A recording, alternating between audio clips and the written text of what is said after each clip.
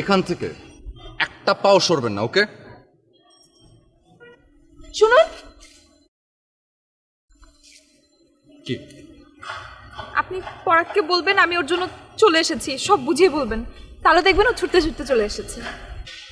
Okay fine. আর কতক্ষণ লাগবো? না মামা, বেশিক্ষণ লাগবে না, এক্ষুনি চলে আসবে, একটু ওয়েট করেন প্লিজ।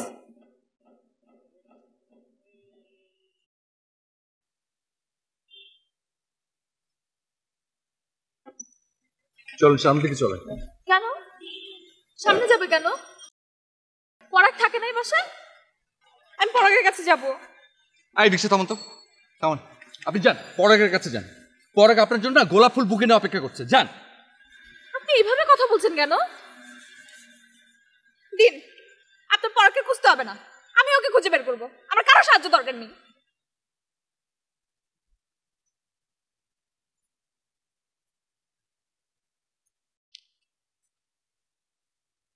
থাকেন এই বাড়িতে পরাগ নামের কেউ।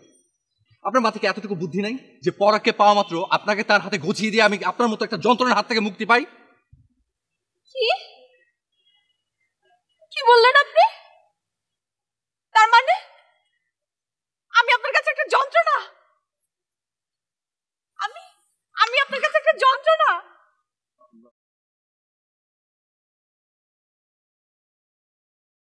আচ্ছা ঠিক আছে, ঠিক আছে, ফাইন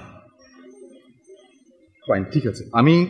আমি এখন যেভাবে কথা বলবো না, আমি আমার জীবনে না কারোর সঙ্গে এত সুন্দর করে কথাই বলিনি, ঠিক আছে? আমি আপনাকে একটা কথা বলি, আপনি না বাড়ি ফিরে যান, ঠিক আছে? আমি আপনাকে ট্রেনে তুলে দেই, আপনি ওই ট্রেন নিয়ে বাড়ি ফিরে যান। আর এই যে ঠিকানাটা, এটা আমার কাছে থাকলো, ওকে? আমি যদি পরাগের খোঁজ পাই আমি আপনাকে খোঁজটা জানাবো, ঠিক আছে? না, আমি বাড়ি ফিরে যাব না, আমি চিঠি লিখে এসেছি, কথা মানে কথা, আমি যাব না, বাস শেষ।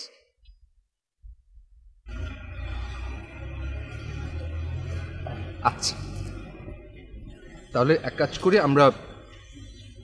আমরা বাসে চলে যাই। হ্যাঁ চলেন না, আপনি বাসে চলেন, তারপর আমরা দুজন মিলে ঠান্ডা মাথায় ভাবি যে পরাগকে কিভাবে খুঁজে বের করা যায়, ওকে? না, একটা থাপ্পড় দিয়ে 32টা দাঁত ফালা দিব। থাপ্পড় দিয়ে কি 32টা দাঁত ফেলানো যায় না? ফালতু কথা। এই পিছিয়ে যাই।